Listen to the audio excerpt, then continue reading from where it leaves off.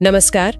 आज हम एक ऐसी लकीर की गहराई में उतरने वाले हैं जो सिर्फ नक्शों पर नहीं बल्कि पहाड़ों, ग्लेशियरों और इंसानी जिंदगियों पर खिंची हुई है। बिल्कुल।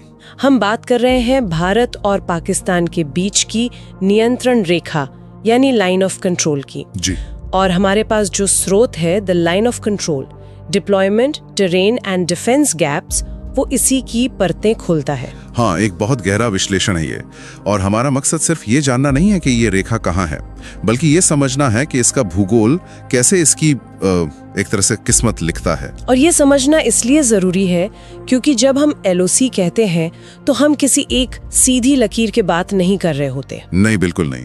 ये असल में 1049 किलोमीटर लंबा एक जटिल तंत्र है। हाँ, जिसमें अंतर्राष्ट्रीय सीमा है, फिर नियंत्रण रेखा है और फिर एक्चुअल ग्राउंड पोजीशन लाइन। 3 अलग-अलग दुनियाएं। तो चलिए इस सफर पर निकलते हैं और इसे परत दर परत समझते हैं। बिल्कुल। और हर परत का अपना किरदार है, अपना इलाका, अपने लोग और अपनी सैन्य रणनीति। तो शुरुआत जम्मू के दक्षिण पश्चिम से करते हैं। ठीक है। तो सबसे पहले अंतर्राष्ट्रीय सीमा यानी इंटरनेशनल बॉर्डर वाला हिस्सा, ये 199 किलोमीटर लंबा है, अखनूर तक। यहाँ का इलाका कैसा है? सुनने में तो ये सबसे आसान हिस्सा लगता है। देखने में तो ये मैदानी इलाका है, कई नदियां हैं, चौड़े नाले हैं और यहाँ सीमा जमीन और नक्शे दोनों पर साफ साफ तय है।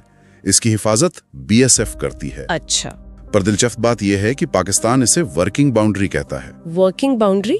ये सिर्फ एक नाम का हेरफेर है या इसके पीछे कोई गहरी रणनीति है? ये एक सोची समझी रणनीति है। स्रोत के मुताबिक 1980 के दशक से पाकिस्तान ने यह शब्द इस्तेमाल करना शुरू किया। क्यों? ताकि वो इस बात पर जोर दे सके कि ये पूरा इलाका जम्मू कश्मीर का विवादित हिस्सा है। ये एक तरह का कूटनीतिक दांव है। समझ गई। अब एक और सवाल मन में आता है, मैदानी इलाका है तो घुसपैठ के लिए आसान होना चाहिए। लगता तो ऐसा ही है, लेकिन जमीनी हकीकत थोड़ी अलग है। यहाँ घुसपैठियों के लिए 2 बड़ी दीवारें हैं। पहली है यहाँ का ह्यूमन टेरेन। मतलब वहाँ के लोग? हाँ, यहाँ की ज्यादातर आबादी हिंदू और सिख है, तो घुसपैठियों को स्थानीय समर्थन या छिपने की जगह आसानी से नहीं मिलती। तो इसका मतलब ये हुआ कि सीमा की रक्षा सिर्फ बीएसएफ नहीं कर रही, वहाँ के लोग भी अनजाने में इसका एक अटूट हिस्सा हैं। बिल्कुल सही। ये मानवीय दीवार बहुत अहम है। और दूसरी वजह है भौतिक भूगोल। इलाका समतल है तो बीएसएफ की गाड़ियों और टुकड़ियों की आवाजाही बहुत तेज है। वो फौरन पहुंच सकते हैं। जी, लेकिन इसका मतलब ये नहीं है कि घुसपैठ होती ही नहीं। आतंकवादी समूह अक्सर रात के अंधेरे में उन चौड़े नदी नालों का इस्तेमाल करते हैं जहाँ छिपना आसान होता है। बिल्कुल। ये जानना हैरान करने वाला है। लेकिन जब हम अखनूर से आगे बढ़ते हैं और असल एलओसी शुरू होती है तो चुनौतियां सिर्फ मुश्किल नहीं बल्कि जानलेवा हो जाती हैं। ये एलओसी आखिर बनी कैसे थी? 740 किलोमीटर लंबी एलओसी की कहानी 1972 के शिमला समझौते से शुरू होती है। ये तय हुआ था कि 17 दिसंबर 1971 की जो युद्ध विराम रेखा थी, हाँ, उसे पूरी तरह से सीमांकित किया जाएगा। ये कोई हवा में खींची गई लकीर नहीं है। अच्छा। दोनों देशों के वरिष्ठ सैन्य कमांडरों ने महीनों तक बैठकें की, जमीन का सर्वे किया और फिर इसे 27 नक्शों पर चिन्हित किया। इन पर दोनों तरफ के लेफ्टिनेंट जनरलों ने दस्तखत किए। तो जब कोई कहता है कि एलओसी अस्पष्ट है तो वो ऐतिहासिक तथ्य को नजरअंदाज कर रहा होता है। चलिए अब हम मैदानी इलाकों से निकलकर पीर पंजाल की पेचीदा पहाड़ियों में कदम रखते हैं। यहाँ से लड़ाई का, घुसपैठ का और जिंदगी का हर नियम बदल जाता है ना? बिल्कुल। यहाँ भूगोल पूरी तरह बदल जाता है। ये नदी नालों, घने जंगलों और 6000 से 12000 फीट ऊंची पहाड़ियों वाला इलाका है। और जमीन भी उबड़ खाबड़ होगी। बेहद। लेकिन जो बात इसे सबसे ज्यादा संवेदनशील बनाती है वो ये है कि सीमा के दोनों तरफ एक ही जातीयता के लोग रहते हैं। रिश्तेदारियां हैं, बोलियां एक जैसी हैं। ये तो घुसपैठ के लिए एक खुला न्योता जैसा लगता है। मतलब किसी बाहरी के लिए स्थानीय बनकर घुल मिल जाना बहुत आसान होगा। बिल्कुल। यही वजह है कि ये घुसपैठ का सबसे पसंदीदा रास्ता रहा है। हमारा स्रोत बताता है कि 1965 के युद्ध में सबसे ज्यादा घुसपैठ इसी इलाके से हुई थी। और तैनाती कैसी है यहाँ? यहाँ तैनाती लगभग आईबॉल टू आईबॉल है। सैनिक इतने करीब हैं कि एक दूसरे को देख सकते हैं। और इन सैनिकों के बीच में आम लोग भी रह रहे हैं। विश्लेषण में कुछ गांवों का जिक्र है जो बिल्कुल इस आग की लकीर पर बसे हैं। हाँ, और ये एक बहुत ही मानवीय और जटिल मुद्दा है। कई गांव एलओसी पर या उसके चंद मीटर के फासले पर हैं। 1990 के दशक के अंत में सेना ने 16 ऐसे गांवों को अंदर ले जाने का प्रस्ताव दिया था। जी, अंदरूनी इलाकों में, ताकि वो गोलीबारी से सुरक्षित रहें।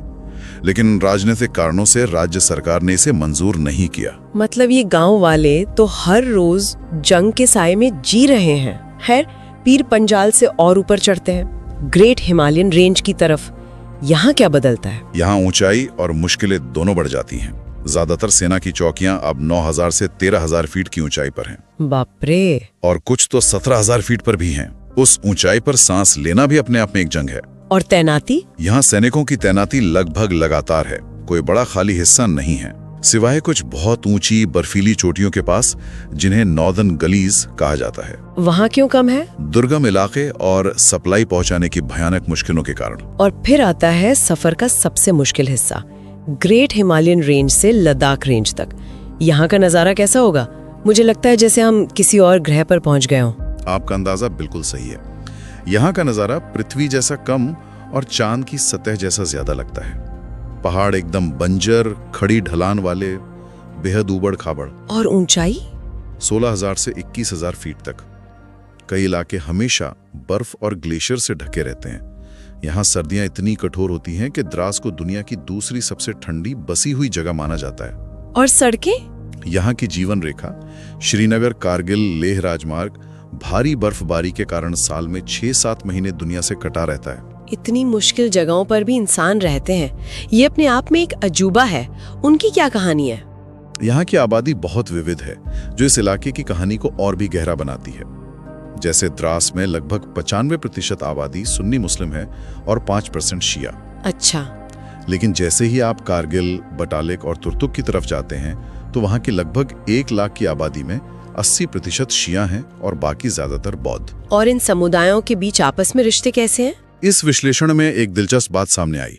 पहले शिया, मुस्लिम और बौद्धों के बीच शादियां आम थीं, लेकिन समय के साथ कुछ बाहरी वजहों से ध्रुवीकरण बढ़ा है। लेकिन एक जगह है जहां ये सद्भाव आज भी कायम है। हाँ, और वो है भारतीय सेना की लद्दाख स्काउट्स। वहां ये सभी समुदाय कंधे से कंधा मिलाकर देश की सेवा करते हैं। और एक अहम बात, ज्यादातर शिया और सभी बौद्ध जिहादी उग्रवाद का जोरदार विरोध करते हैं। इसीलिए ये इलाका बाकी कश्मीर की तुलना में शांत रहा है। जी, काफी हद तक। ये कमाल की बात है। चलिए अब उस मुद्दे पर आते हैं जिसका जिक्र इस विश्लेषण में प्रमुखता से है। कारगिल युद्ध के दौरान एलओसी की स्थिति को लेकर एक बहुत बड़ा दुष्प्रचार फैलाया गया था। हाँ, ये पाकिस्तान की तरफ से एक बहुत बड़ा झूठ था। उन्होंने अंतर्राष्ट्रीय स्तर पर यह कहना शुरू किया कि एलओसी कई जगहों पर अस्पष्ट है, अनडिफाइंड है। और हो सकता है कि उनके सैनिक गलती से गश्त करते हुए भारतीय क्षेत्र में आ गए हों। बिल्कुल, ये बात पूरी तरह से गलत थी और स्रोत इसे बहुत साफ तौर पे साबित करता है। तो भारत ने इस झूठ का पर्दाफाश कैसे किया? भारत के पास वो तुरुप का इक्का था जिसे झुटलाया नहीं जा सकता था।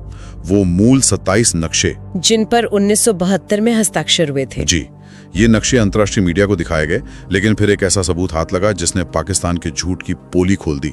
जून 1999 में जब भारतीय सेना ने तोलोलिंग की चोटी पर दोबारा कब्जा किया, हाँ, तो वहां पाकिस्तानी बंकर से सर्वे ऑफ पाकिस्तान का बनाया हुआ एक नक्शा मिला। वाह, मतलब एक पाकिस्तानी नक्शा ही उनके झूठ का सबसे बड़ा सबूत बन गया। ये तो किसी जासूसी कहानी जैसा लगता है। बिल्कुल, उस पाकिस्तानी नक्शे पर भी एलओसी ठीक उसी जगह पर खींची हुई थी जहां भारतीय नक्शों पर थी। इससे ये साफ हो गया कि वो गलती से नहीं भटके थे, वो जानबूझकर आए थे। इस एक सबूत ने पाकिस्तान के दावे को पूरी तरह ध्वस्त कर दिया। जी बिल्कुल। ठीक है, तो एलओसी का 740 किलोमीटर का ये मुश्किल सफर लद्दाख में एक बिंदु NJ 9842 पर आकर खत्म होता है।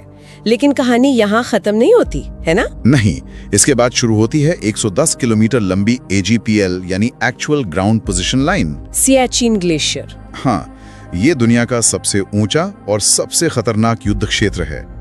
यहाँ दुश्मन सिर्फ सामने वाली सेना नहीं, बल्कि मौसम, बर्फीले तूफान और ऑक्सीजन की कमी भी है।